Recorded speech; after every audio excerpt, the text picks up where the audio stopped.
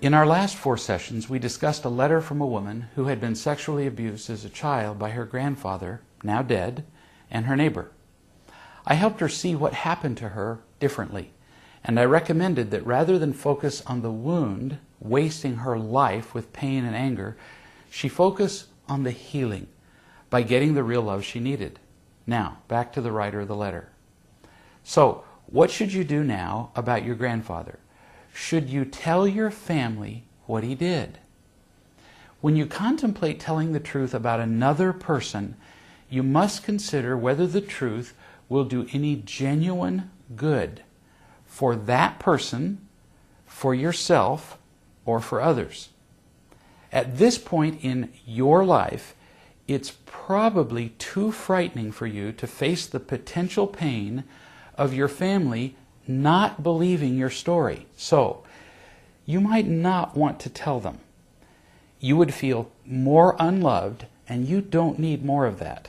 Right now, it probably won't help you, it certainly won't help them, and it absolutely won't help your grandfather. So, for now, the decision seems pretty easy. Why tell the truth about him when nobody benefits from it? Some time from now, when you feel more real love, you might consider telling your family about your grandfather's abuse in a quiet, non-victim-y way. It could create an opportunity for you to feel more accepted and supported by them.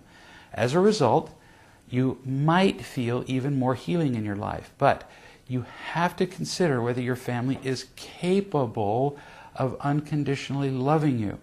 If they're not, why tell them? Remember, the real point is getting real love for yourself. You can always get that from people outside your family without telling your family about the abuse. But the choice about telling your family is always yours. Just always assess what the benefits would be. Now, what should you do about the neighbor? I cannot and will not tell you what to do. I can only talk you through some of the advantages and disadvantages of certain choices. If you do nothing, you would hate to find out years from now that this man had continued to sexually abuse other young girls. And you might have stopped that if you'd said something. On the other hand, right now, the most important thing in the world is for you to heal. Period. And if telling people about this neighbor and being the focus of their attention and possibly having people not believe you, if all of that is going to have a negative effect or impact on you, then tough. You're not the cops. You're not a psychiatrist required by law to report him. Right now, your primary obligation is to heal yourself. You do not carry the responsibility for protecting the world from this man.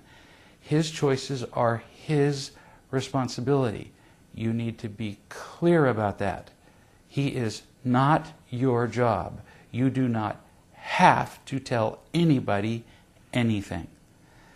If you ever do make the decision to tell other people about him, you might wait until you feel more accepted and loved, at which point telling people about your neighbor will become less frightening to you. Or you may choose never to tell anyone. This will have to be your decision. The primary decision to tell anyone, however, would be, or the primary reason to tell anyone, would be to prevent his hurting others, not to get a sense of justice for yourself. The second reason, getting a sense of justice for yourself, will not make you happy. As you feel more real love in your life, I promise you that your wounds will heal. You'll be happy and loving instead of frightened, alone, and angry. I have seen that healing take place for many people. I know it can happen for you.